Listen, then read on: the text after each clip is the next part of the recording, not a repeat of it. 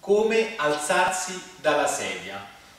Ecco, vediamo qual è la tecnica più adatta per alzarsi dalla sedia per evitare un rischio di cadute che purtroppo è abbastanza frequente in questi casi.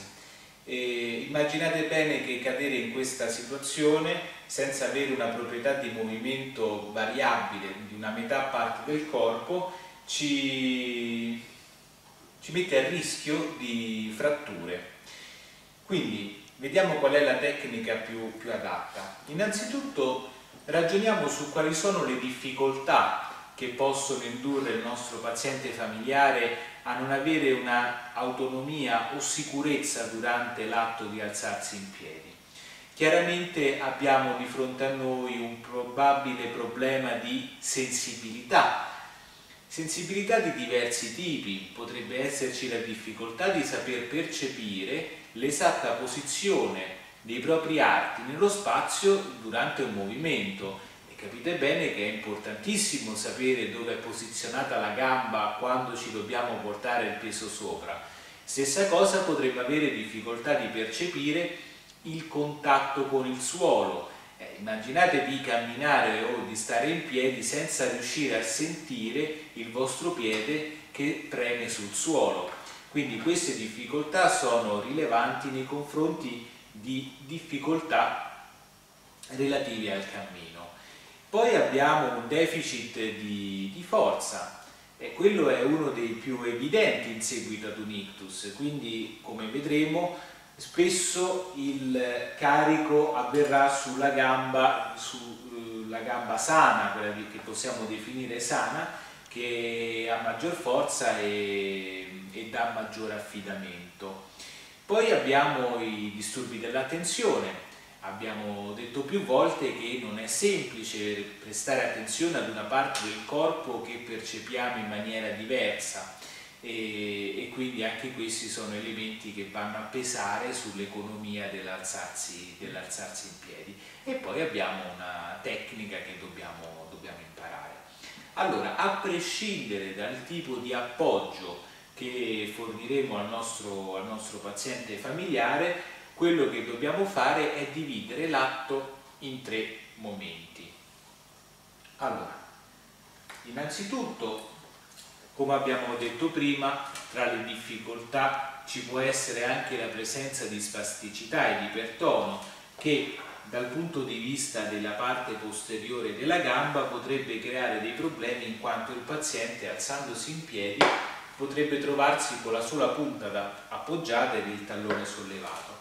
Allora, in questo caso, per evitare questo fenomeno, è accettabile che il paziente si possa alzare con la gamba destra, in questo caso un pochino più avanzata rispetto alla sinistra, in modo tale da permettergli di appoggiare con il piede a terra. Allora, abbiamo detto di dividere in 3 fasi l'atto. La prima fase vede lo spostamento del bacino in avanti rispetto alla sedia. Questo è uno degli errori più frequenti. Si pretende di alzare quando il sedere è posizionato posteriormente sulla sedia, quindi il baricentro è posteriore. Questo determina una grande fatica nell'alzarsi in piedi. Quindi la prima cosa che dobbiamo fare è venire in avanti col bacino. Vieni in avanti, scivola senza premere con le spalle sulla sedia, vieni e scivola così. Lo facciamo scivolare in questo modo. Stai su dritto, questa è la prima fase. Ora, chiaramente le gambe devono essere allineate tra di loro, perché alzarsi in piedi con le gambe aperte non ci permette di offrire il giusto carico. Bene, grande attenzione sempre all'arto superiore destro, perché abbiamo lavorato fino adesso bene con gli esercizi per l'arto superiore, quindi dobbiamo averne cura. Potrebbe essere aperta sulla coscia, potrebbe trovarsi di lato in questo modo. Solo nei casi più complessi è accettabile che possa trovarsi in mezzo alle cosce, in questo modo qui.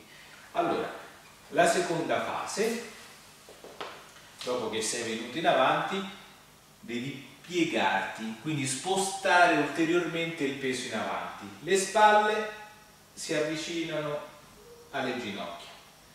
Benissimo. Quindi prima fase venire avanti, seconda fase spalle alle ginocchia.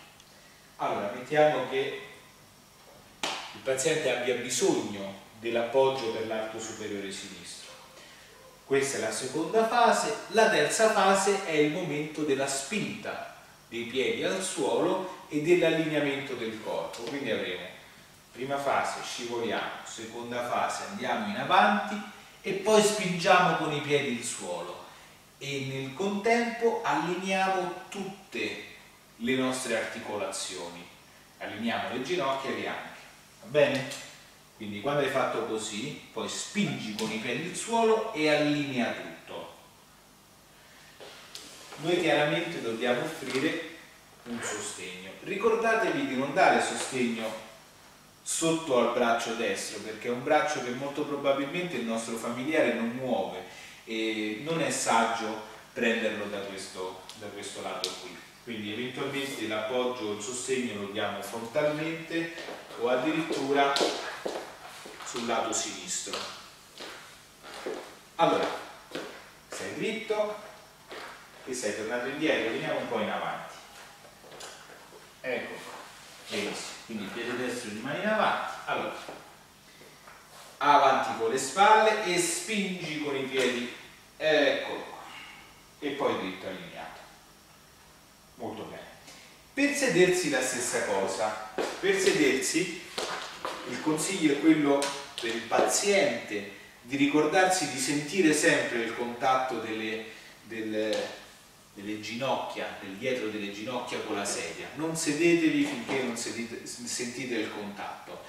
E stessa cosa per il familiare, andate a toccare con la sedia le ginocchia e chiedete le stesse fasi ma all'inverso, quindi piega le ginocchia alla schiena, piega le spalle e scendi, poi riallinei le spalle al bacino e ritorni. L'errore frequente è quello di buttarsi indietro in questo modo. No, ricordatevi di piegare sulle gambe.